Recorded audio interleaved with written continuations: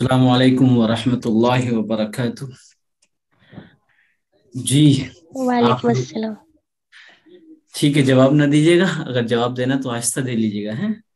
تو یہ پوچھنا ہے کہ آپ لوگوں نے جو پڑھایا گیا تھا کلاس میں، پچھلی کلاس میں، اس کو کچھ یاد کیا؟ کسی سے پوچھ لیا جائے۔ نور جہاں ملک بتائیں کہ حفظ سورہ کی کیا ڈیفینیشن ہے؟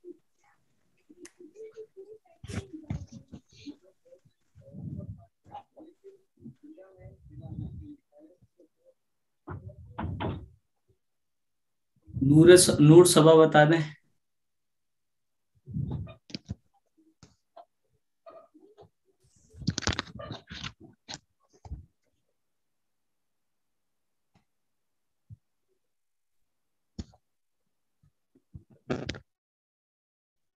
نور جہاں ملک بتائیے، تعوذ کسے کہتے ہیں؟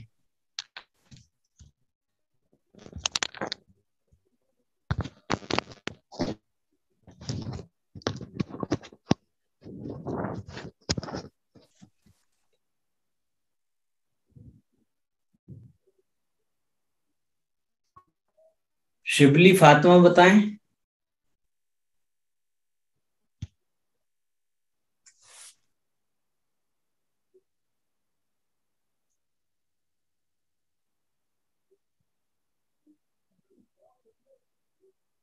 یہ بتا سب بولے ہوئے ہیں آواز، پھر بتا نہیں دے۔ آپ بھی بول دیے بھائی، کوئی بھی بتا دے، کوئی بھی بتائیے گا۔ تعوذ کسے کہتے ہیں؟ جی السلام علیکم۔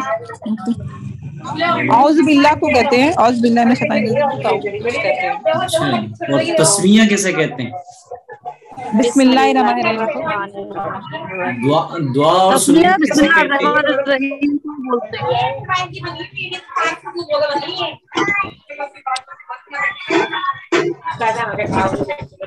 دعا اور سنت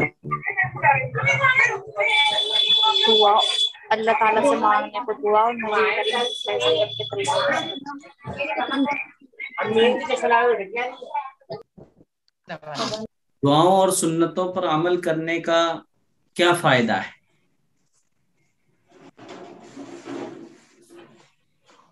ہماری دنیا اور آخرت دونوں سب۔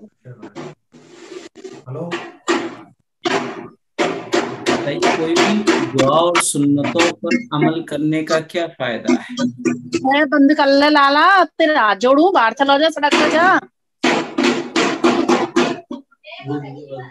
جی آواز نہیں آنا چاہیے۔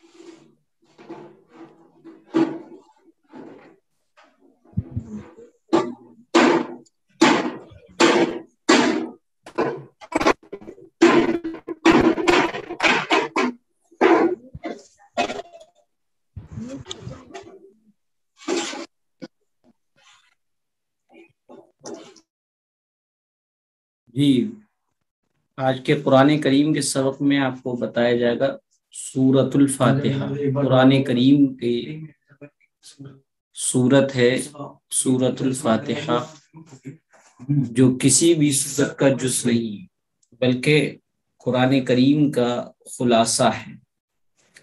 اس سورت میں 7 آیتیں ہیں اور ایک رکوع ہے، اور یہ مکی سورت ہے۔ اس سورت کے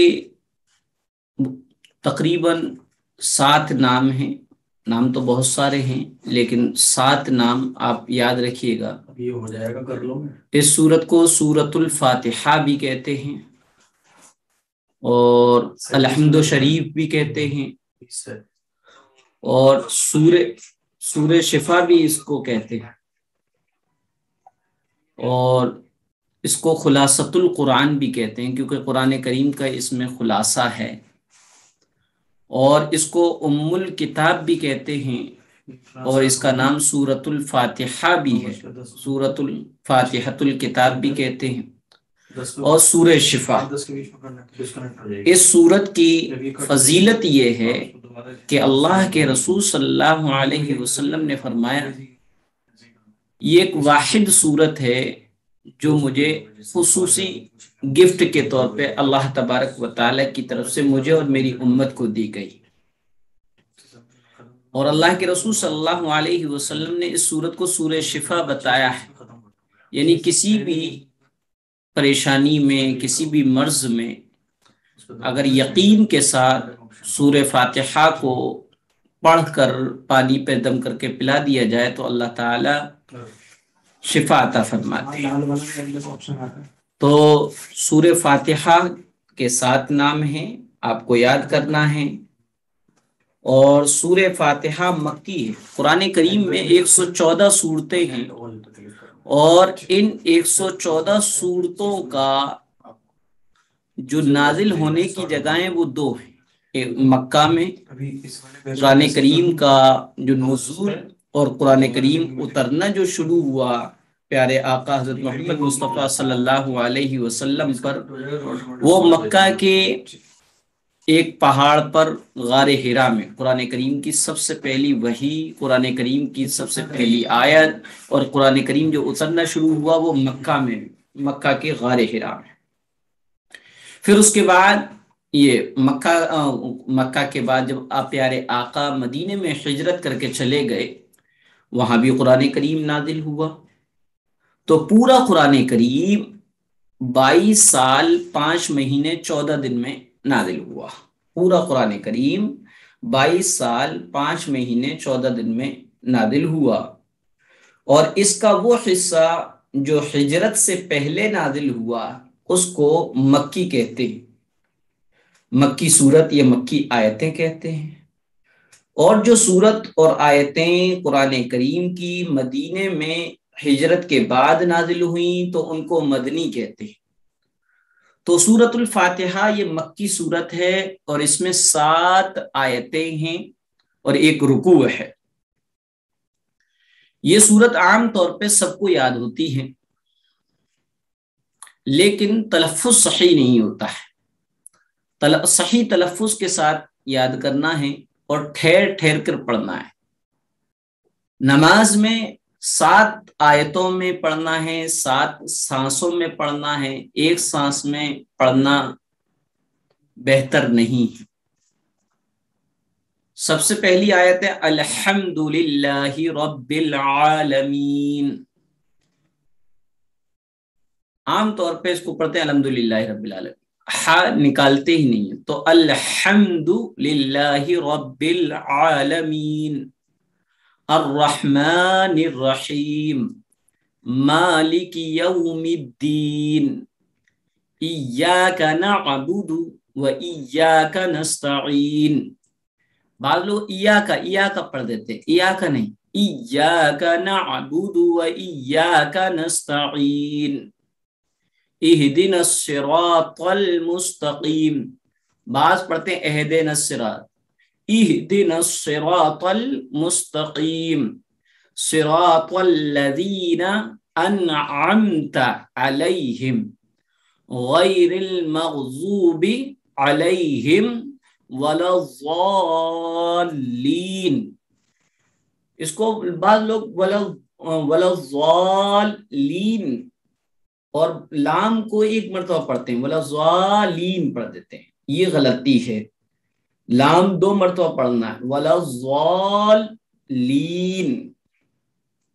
اب اس کو دواد پڑھیں یا زواد پڑھیں وہ ایک الگ اختلافی مسئلہ ہے۔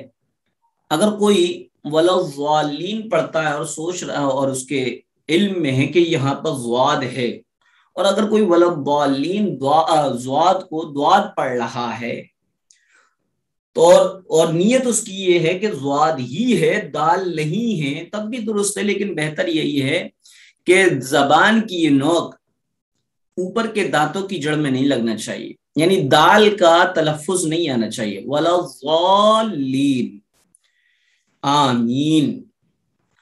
اس سورت کے ختم پر، اس سورت کے مکمل ہونے پر جو ہے آمین کہنا چاہیے، چاہے نماز میں ہو چاہے نماز سے باہر۔